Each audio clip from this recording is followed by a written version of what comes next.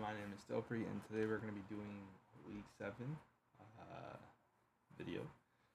So, the first thing that we're going to be doing is greeting as soon as before the patient even walks into the room. So, we're going to call them up. Hey, Miss, whoever it is. My name is Dilpreet, and today I will be your MRI tech. And then once they do come up, you're going to check their identifiers. You're gonna ask them, can I please have your first and last name? Can I have your date of birth? And also, what brings you in?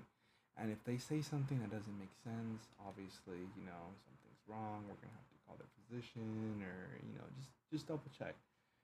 So after that, you're gonna tell them that you're gonna be doing a liver/abdomen MRI today, and it's gonna take about 30 to 45 minutes. If they have any questions, you'll answer them along the way. And once you tell them the time, you're gonna say, you're gonna thank them. Thank you for coming in. Thank you for trusting us. And obviously, before even all of this, the first thing that you're going to want to do is set up the room before the patient even arrives, or between patients. So, there's going to be changing the cloth, wiping everything down, and make sure you have the right coils, which is going to be the 8-channel phased array torso. And also the IV machine that's going to pump whatever it is. I believe it's gadolinium. Contrast, yeah. Okay, after that, obviously, once the patient comes in, you're gonna have them change into the right clothing. Make sure they change in so you can visually know that they, not like you're not gonna watch them, but you will know they changed in, so that way they never miss something. And obviously, if some hospitals allow it, underwears are totally fine. Other than that, make sure they have no keys, watch, jewelry, credit cards, earring, piercings. And you're also going to go down the sheet to make sure that there's nothing that is MRI unsafe. Once that's all cleared, you're going to make sure they have no allergies, because you will be using contrast. And once it's all done, you're going to go ahead, bring the patient into the room. Once you help them sit down, you're going to give them a headphone and a squeeze ball. And you're going to kind of let them know, like, the headphones are because of the loud noises. The squeeze ball is so if anything happens, if they panic or they feel claustrophobic, they can squeeze the ball. I'll come out to assist them right away. Now, so basically what's going to happen is the patient's going to go head first, and the patient's going to be in supine. You're going to want them to raise their arms above their head, kind of behind their head, if possible. And this is going to reduce any artifacts. And if the patient can't do that, you can have them on the side, but you want to make sure to provide padding so that way they don't get burned. That is one of very concerning thing, because you don't want to hurt the patient. And obviously any IV kinking, just so you want to make sure everything is properly set up, not just kind of rush through. And then the other thing, you're gonna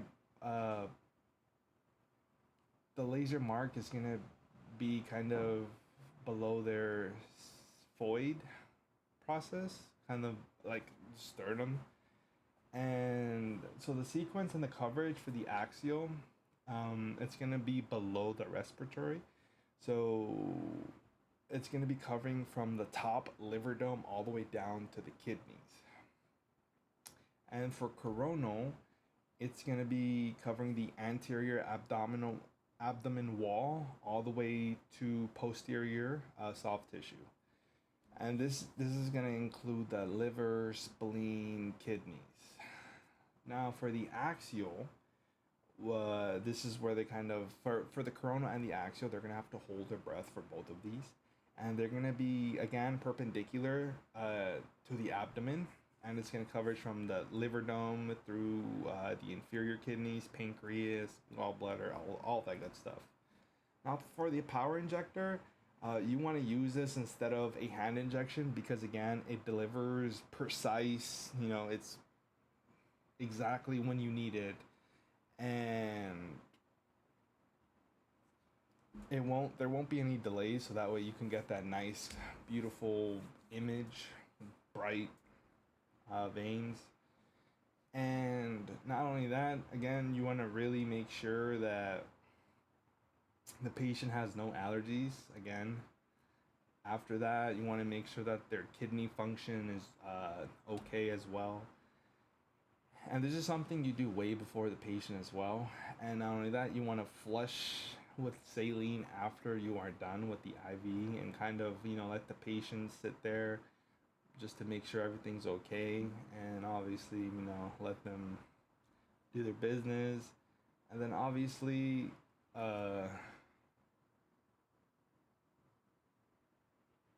yeah. So after that, we're gonna move on to the pelvis exam. So we're gonna do the same exact thing. We're gonna greet the patient, and then, hey miss, we're gonna check the identifiers, first and last name, date of birth, why are you here, and thank you for coming in. Thank you for trusting us. Again, if you have any questions, your exam's gonna take about 25 to 30 minutes. If you have any questions, I'll answer them along the way.